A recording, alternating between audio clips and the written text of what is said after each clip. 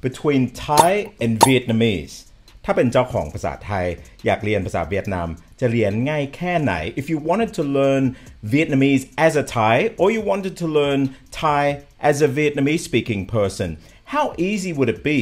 How much shared vocabulary is there?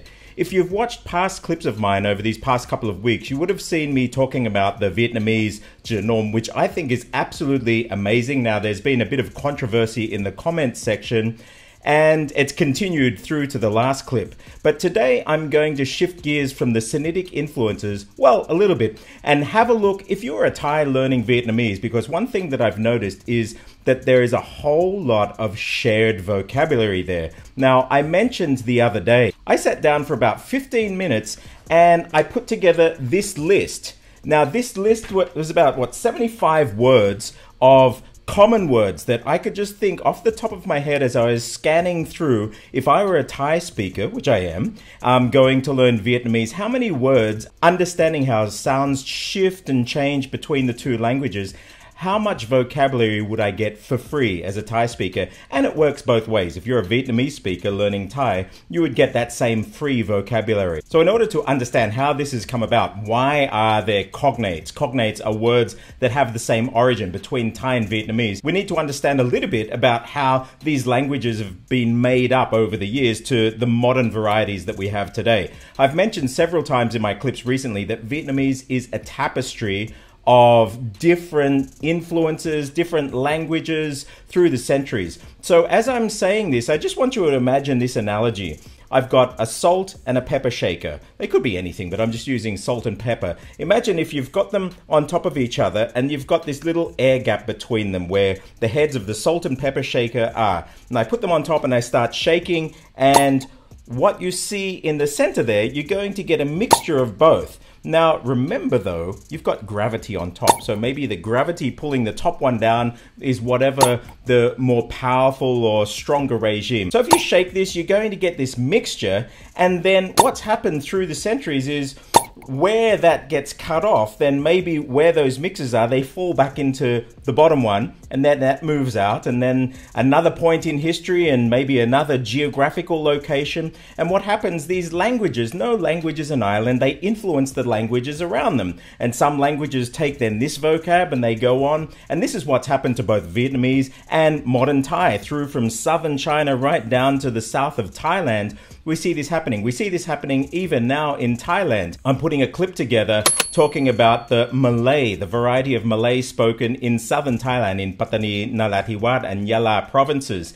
And you will see that the Malay there has been heavily influenced by even Thai words. So the word, instead of kerja meaning work, they all say ngan, or for homework, which in Indonesian we'd call PR, pekerjaan rumah, they will call ngan ban, which is the Thai word for homework. And so no matter where a language is, it's going to be influenced by the languages around it and vice versa. So to understand Vietnamese and Thai, we have so many language families even that we're pulling from. So I've spoken about the Sinitic, the Chinese languages, and then we have what's called the Mon-Khmer languages. So you may have heard the words Austronesian and Austroasiatic. These are two different language families. So Austronesian, Nesia from islands, these are the languages like Malay, Indonesian, the languages of the Philippines going all the way down into Polynesia. These are Austronesian languages, and you do get some words. So for example, bunga, flower, I mentioned the word in another clip. Bông in Vietnamese means flower.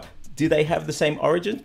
I don't know, possible. And so these are the Austronesian languages. Then we have the Austroasiatic. Austro is South Asiatic, so South Asian. So this comes from way over out in the ocean around Madagascar right through to these. And this is what we know as the Mon-Khmer languages. So Khmer and Mon and all of these other languages there. This is probably the heart of what we see, the Vietic languages. So modern Vietnamese, having this as a base. And these have features like we have in Thai as well. So for example, in Chinese, if I say the color red, I will say hong sữa. Hong means red, sữa means color. But if I say it in Vietnamese, I'll say màu đỏ. Màu is color, đỏ is red. So màu đỏ, hong sữa. In Chinese, it is red color. Vietnamese is color red. Now in Thai, it is the same as Vietnamese. So I would say xì dang. Now, in Thai, we say xì, which is the same origin as sữa, color, but then dang, maybe dang, da, they both start with D. Maybe there's a cognate somewhere way back. So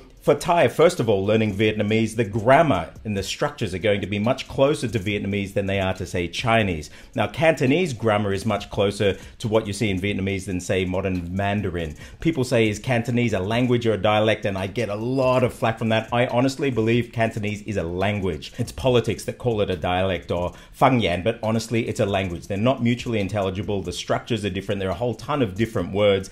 It's a language. What I found out over the years is the thing that causes more linguistic differences are mountains and oceans, where the linguistic differences brought about by political ideologies are probably a lot less. So as we look at Vietnamese, we're going to see influences from these Sinitic languages way back from Middle Chinese, and then from all of the history of Vietnam through different geographical locations and points in time, we can see influences going back and forth. And there were influences from these Vietic languages, so Mon-Khmer languages going back into southern, what are called Chinese languages or dialects now too. So it goes both ways. Now, if you've bought a copy of my Cracking Thai Fundamentals book, you look at page 187, you will see a list of all of these cognates. If you are a Chinese speaker or Japanese, Korean, and you know your kanji, you will see a similar list to what I went through with Vietnamese. There's hundreds of words that would be familiar to you. So this is where we're getting the crossover between Thai and Vietnamese. You're getting crossovers from both the Mon-Khmer, because there's a lot of Khmer influence in Thai,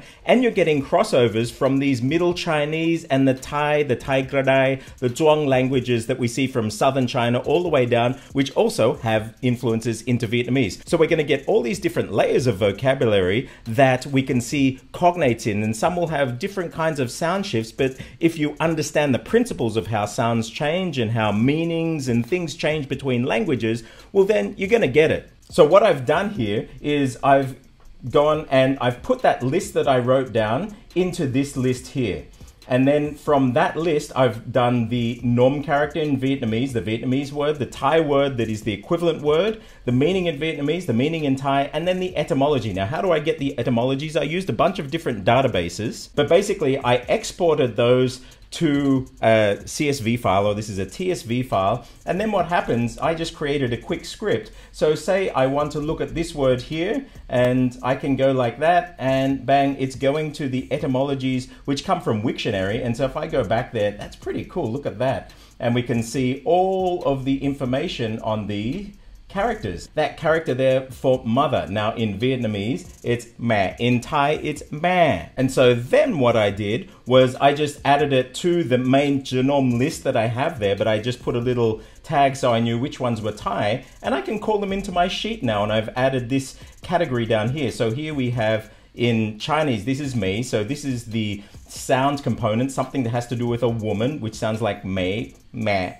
mẹ in Thai, which means mother. First vocab item. Isn't this awesome that we can use technology and go and build our own tools? We can find our vocabulary, we can find different specimens, samples from all over the internet and make sense of it. This is what Minecraft is. This is why I put it together. You need a certain degree of tech skill, not too much, but then you get the power to generate and build your own learning tools, which are so powerful. You can see here. So let's get into it. So the next character that we have here, we can see in Chinese, this is the character for nose on the right, but it sounds like something like mui, mui. In Thai, it's muk, meaning nose. In Vietnamese, mui. And so mui, muk. And we can see here from Proto-Vietic, and so then also Khmer, we have jamuk. And so this is probably where the Thai word is coming in from as well, that we use in modern Thai. So jamuk or namuk means mucus coming from the nose, and muk, mui. And Khmer, it says here, jamur, jamur. And we can see with a H at the end. So it's got this jamur, mu. You can see that this H has got caught in the throat. By the time we get into Thai, it turns into this hard at the end. These are shifts that we see a lot. What's the next word? Okay, so this word here, we can see that it's something that sounds like chu, that has to do with a wild animal that we see on the side there. And this in Thai, chaw, or in Vietnamese, chaw. Now, the word for dog in Thai is ma. Horse is ma, ma. But the word, if you're talking about the Chinese zodiac, when you're talking about the year of the dog, we would use the word Zha, Bi Zha. And so Zha, and the Vietnamese word for dog is Zha. So there you go, instant vocab. This next character we went through in my last clip, we can see the component on the right-hand side here, Ta, which is ta in Thai meaning tea. And then we have this component on the left, which means old. It's actually lao, but we don't use it for the sound. We're just using it for the meaning. So the thing that sounds like cha tia, that means old, is in Vietnamese, za, nha, or in Thai, ga, that means old, meaning age old, old for a person, as opposed to this character. Now you would know if you're a Chinese speaker, the word jiu meaning old as in ancient, something that is old or ancient or historic. We also have the word in Chinese, gu, which we actually can see down here, gu, meaning ancient or old, like Shanggu Hanyu, Zhonggu Hanyu, Middle Chinese, Old Chinese. And so what in Vietnamese they've done with the zhinom character have put this on top of it to say, look, this is a character we're making for our word. So in Vietnamese, the word for gu, the meaning of gu in Chinese is gu, but then there's this character here and gu, gao, go, go. These are normal sound shifts where u gets opened up, gao, gao. And so gu, gao is the same word in Thai. And so if you're talking about things that are old about people, it is ga or za. If you're talking about things that are old, it's gu or gao. They are cognates. Now here's another interesting one.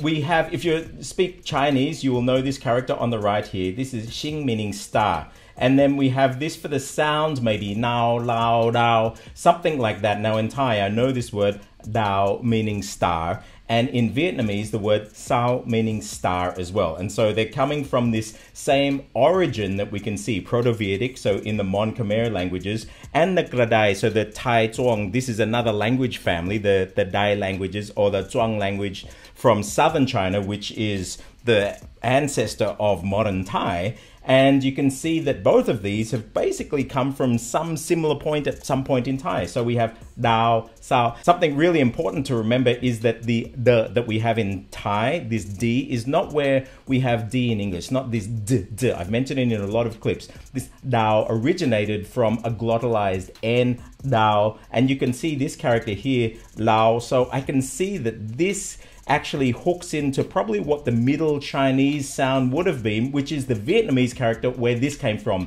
So I'm thinking that somewhere back in history, Vietnamese or the Vietic languages probably has some dialect somewhere that pronounced sao, probably like dao, dao, dao, something like this as well. That's just a hunch. I'll have to go back and research that. But isn't it amazing? It's this tapestry. It's a real tapestry of languages, language families, all coming together in this beautiful cocktail. These next two characters that I'm going to show you are related. Now, if you speak Chinese, you would know this component on the left here is tongue. And this is the sound. So you would know that it's probably got something to do with chia, chia, chia, having to do with tongue. In Thai, I see lia, and here in Vietnamese is liam, and it means lick. So lia, liam, that's not a hard jump to do. You could learn that easily, and it means tongue. But then we have this other related meaning. So again, we have this tongue component here for the meaning in the nom character, and in Thai it's lin, so we have lia, lick, lin, tongue. It's both this e,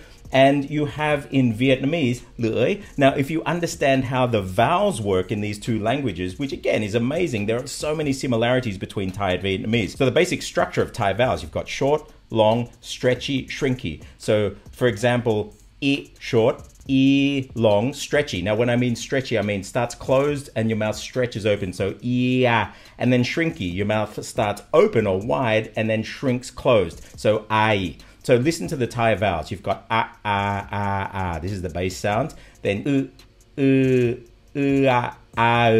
Now in Thai we don't have a anymore. You do in Luang Prabang, in Lao it turns into I. So you have this e shift. Then you have I, and ow. This is this beautiful grid of vowels, and then you've got tongue high, tongue low. So o. If I move it forward, you've got o. So tongue high, tongue low with these mouth positions, and you'll find many of these vowel sounds in Thai having parallels in Vietnamese. And so we have lin, lia, ia, lui, ia, you can see this same sound that's just moved a little bit in the mouth that's very, very similar. And this is an easy shift to imagine how it's happened. Next word, we did this in a previous clip, but we can see the sound here, mai. So in Chinese, we had mai, to buy and sell, and they came from the tones. One was things coming in, mai, to receive, mai, things going out. So the tone would make that differentiation in the meaning, but here we're just using it for the sound, and then we have 3 drops of water. Here it's meaning like freshness. So the word we have mai in Thai, which would have used to be pronounced as mo, and in Vietnamese is mới, mo, mai. So this again is a cognate, and we can see the Proto-Vietic, so this Mon-Khmer was bơi, and so we'll notice that this m, what happens when you stop your throat on an m, m, b, and this is actually where the b sound in Thai, bo bai mai, came from. It was a stopped m. So all of these sounds just sort of shift around, and I imagine there are other dialects, Vietic dialects, where the word for new, mai, mới, is probably pronounced bơi or something like this. If you speak other dialects, let me know. Do you know of any dialects that say the word new, bơi? There probably is. Now here's another character we have here. Now this character, if you look at Chinese, it means kind of like drunk or dizzy-headed. And here we have ao, ngo, ao, ngo. This ao, again, Mandarin, Cantonese, ng, you still have this throat kicking in, and in Thai, ngo means stupid or crazy, and in Vietnamese, they've taken this ngao, so ngao, ngo. You can see this ao to o, ngao, ngo. Same shifts between Vietnamese and Thai as we get between Mandarin and Cantonese. So there you go. But this is, and it's just showing how all of these are shifting around. There have probably been same cognates through somewhere in history where all of these have come off slightly different meanings, but in Thai and Vietnamese, they're pretty much the same meaning. Ngao, ngo. Now this next word in Thai, if you have a look at the Chinese here, you know that this is going to sound something like ro, ru, lo, lu, they switch and change, and in Thai we have the word ru.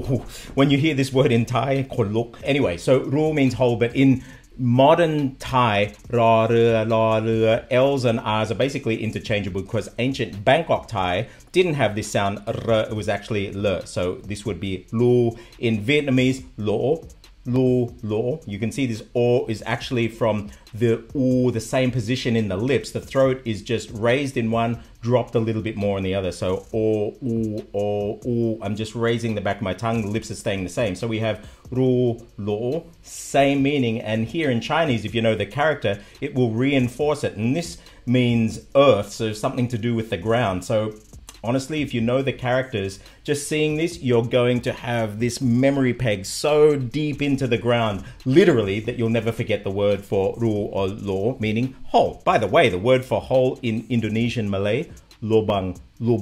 Are they the same origin? I don't know, but I'm going to remember that now. This next word is really fascinating. In Thai, we have many words for the stomach. So a lot of Westerners, when they're learning Thai, they get confused because we have the word tong, which is probably the first word they'll use for stomach. But tong is basically just the general principle of your stomach, the concept of the stomach out there. So for tong, you need to go to the bathroom maybe. It's just this general area. But then you actually have what we call pung. Pung is the belly fat. So if somebody has a big stomach, you wouldn't say they have a tong ye, they have pung, which is the fat on the belly, giving them a beer gut or a fat belly. And so pung, here we see with a Chinese character, something to do with the body or flesh that sounds like bang, bong, bong. And this is pung. In Vietnamese, bung, which is the abdomen. So we can say pung, bung. They're coming from this same origin, basically meaning around the belly area. And down here in the etymology, you can see that you've got the Proto-Vietic, the Mon-Khmer, the Khmer, and the Mon, and the Thai, all basically being the same thing. Slightly different meanings in modern usage, but very easy to remember if you speak one of these languages to learn the other. This next character, wow, if you look at the Chinese, you just sort of know what it's got to do with. You see this shoulder here, jaw, this is probably the sound, but this means basically to carry something on your shoulders. You can see from Chinese now, it's not an actual Chinese word, but you can get the feel. Here we have bag, Vietnamese, bak, bag, vak. We have this b to v, both coming from the lips, and a to a, not a big jump, and then the final at the end. So bag, vak, meaning to carry. And if you look at the character, you get the feeling it's this carrying like on with you. You can imagine on your shoulders or like this to carry with you and almost to take a burden on. And so have a look at the Proto-Vietic here to carry on the shoulder, and you actually have the picture of the shoulder here. And if you look at Thai, you get the same kind of feeling. Bag, kapao, to carry your bag there on your shoulder. I just went down to 7-Eleven and I bought a whole pack of water, a 12-pack, and I bag kaban. I took it on my shoulder to bring home. I told them, you don't need to put the strap on. I'm just going to bag the water back home. And so bag, vak, same meaning. Now this next character is fascinating as well because we get history, we get culture, and linguistics and phonetic shifts. If you look at this character, so tang or tong in Cantonese, you know it means kind of like a canal. And so these waterways, think of Venice. Oh, for some reason, Thai hasn't come up here, but in Thai, this is tang, meaning a road or a way. And in Vietnamese, we've got the word đường, and here it is a street, a road, a way, or a route. And so they've taken this character and tang, tong. Were they originally the same meanings? Did they have to do with water? I don't know, but Bangkok is the Venice of the East. They had all canals before the roads even. And so maybe it still had a water kind of meaning in Thai, tang, but here, which they've taken this character that Chinese speakers will know, but just to mean a general road, not necessarily a waterway. This character is fascinating, especially when we're talking about tones. Now, if you're a Chinese speaker, you'll know this left component here means rock, so something heavy. That sounds like rang, nang, dang, something like that. And so in Thai, we have the word nak, meaning heavy. Vietnamese, we have the word, now it's spelled N-A-N-G, nang, but we've got this tone marker here, nak. Now this is where tones are not just pitches. In Vietnamese, if you put this nak tone on, it actually means the throat is going to ram it shut at the end. So nang, you don't get that ringing out, turns into nang, nak. And then you'll see that this ng, because we have this top varga in Thai, ga, ka, ng, all from the back of the throat. What happens to this ng when you shut the throat down on it? Nang, nak. Ngongu becomes gokai, or the ng becomes k. And so nang turns into nak, which turns into nak in Thai, both of them meaning heavy. And so we can use similar logic for this next one here. We have, okay, if you speak Chinese, you would know this is gan, so meaning feeling. So it's going to have some sound like gan, han, something like that. In Mandarin, han, ham in Cantonese. This is gat, gat. So gat, they've just used this for the sound, but meaning to bite. In Vietnamese, gan. And remember what we just said there? What happens? I cut the throat off. Gan, gat, gat. Gan, cut the throat off, just like we had nang, nak. Gan, gat, gat. And so this is where we can see similar cognates, and depending what's happened over geography and also in the voice. So physiologically, it's going to affect the sounds, but we can see they've probably come from the same root. Even if they didn't, if I'm a Thai speaker, I'm going to be able to remember very easily that gan in Vietnamese means gat in Thai. This next one here is an example of how all of these languages, where did it come in? When did it come in? What language influenced what? I don't know, but I just know as a Chinese speaker, if you speak Japanese, Korean, you're going to know this character, meaning to indicate, to point, the finger, something like this. When you see this character, you think of that. And in Thai as well. So, zhi in Mandarin, we have zi in Cantonese, and chi meaning to point or indicate. So, bong chi in Thai means to indicate. And in Vietnamese, we have the word ji. So, ji. Qi, zhi, zi, all from these similar roots. And you can see down the bottom, we've got Proto-Vietic, we've got Sino-Vietnamese, and the Proto-Thai. So all of these languages somehow, maybe Middle Chinese, and they've all moved out over geography and Thai, but we still get to this day the footprint of this same original word, meaning qi to point or the finger to indicate, ji. Bong Qi, Zhinan, all of these have basically similar meanings between all of these languages, and funnily enough, from different language family groups. Isn't that interesting? This is the second last one I want to show you. So if you're Chinese, and this is one case where it is actually a Chinese word that's come into Thai. So this left-hand component here, gold, which symbolizes metals as well. So jin in Mandarin, but you will get things from jin, kim, kam. So the surname Kim in Vietnamese meaning gold, or kam, anything like this meaning gold.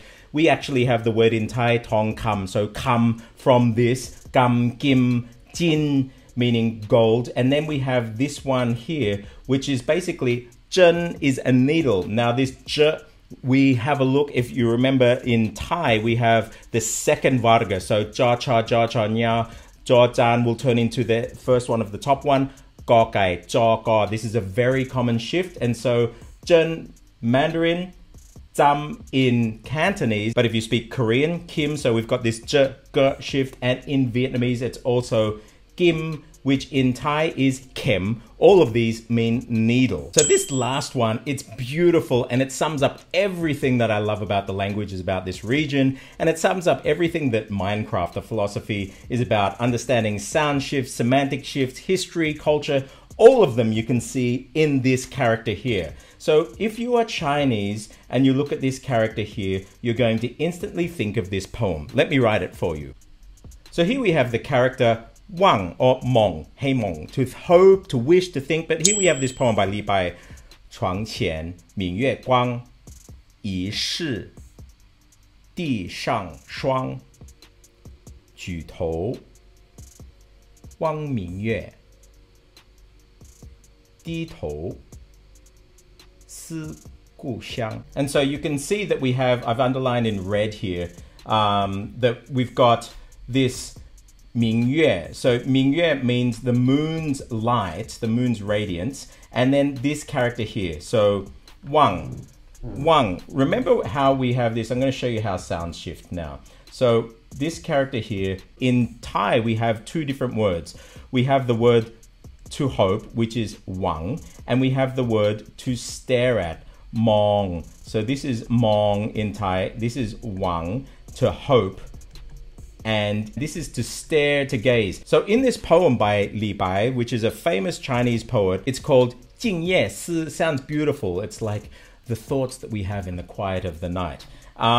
This Wang here means basically to gaze, to ponder on. And we can see that this has turned into these kind of two meanings. But in the poem, we get both meanings embedded into that, which makes the poem so beautiful. You get the whole meaning of like to hope, to think about, and to gaze upon, all happening at once. And that's what's happened then in the modern meanings of these words in Thai and Vietnamese. So we can see here, you have, now again, the character is made up from this, so that's going to be Wang Mang, something like that. And then we have Mong or Wang in Thai, which is Wang and Mong. Both Cantonese and Mandarin, we have sounds in Thai that sound like both of those languages, which originate from the same original meaning, but have gone to mean slightly different things. So in Vietnamese, we have this Mong, to expect, to hope, but you've also got from the Xi Wang, Hey Mong, and I think in Vietnamese it would be Qi Bong, which again, all of these shifts around the lips, we can see that the semantics have sort of stayed the same, similar meanings, extracted into similar meanings, depending where they've come in. This m, v, w has all shifted around, but they've all stayed the same. But if you're a speaker of any of these languages, and you're looking at these characters, you're looking at these words, if you're Thai learning Vietnamese, it's not a big jump to be able to understand the meaning, because you get the deep meaning here, and vice versa, no matter what language you're learning from. Language. No language is an island. Mountains and oceans will actually cause more linguistic variety than your political ideologies. If you shake those salt and pepper shakers, and you cut it off and you go through time, geography, and then you take that original mixed one, put it back in the mix, and then you shake it again, you're eventually going to get this beautiful tapestry, a mixture of all of these languages put in together through all of these different influences. And we can see now we've got all different flavors of where these words have come in. But if you speak the language and use the principles of Minecraft, you can sort of do reverse engineering on the sounds, on the semantics, and pretty much get free vocabulary. If you're learning Thai from Vietnamese, you'll get them if you're learning Vietnamese from Thai, or even any of the Sinitic languages, or even Khmer. So I really hope this has been useful. I hope you get the excitement that I get out of this, because actually when you start to make the link and you understand a little bit about articulation, how the body works with sounds and how meanings change, sounds change over time and geography, learning new languages isn't that hard. Like I said, playing music, it's just basically like playing the same song maybe in a different key and changing the verse a bit. I don't know, but it's not that difficult, and the body, the human brain, can make these shifts. Don't forget to like, subscribe, scan the QR code, and come and join in the chat in our Discord server, and I'll see you on the other side.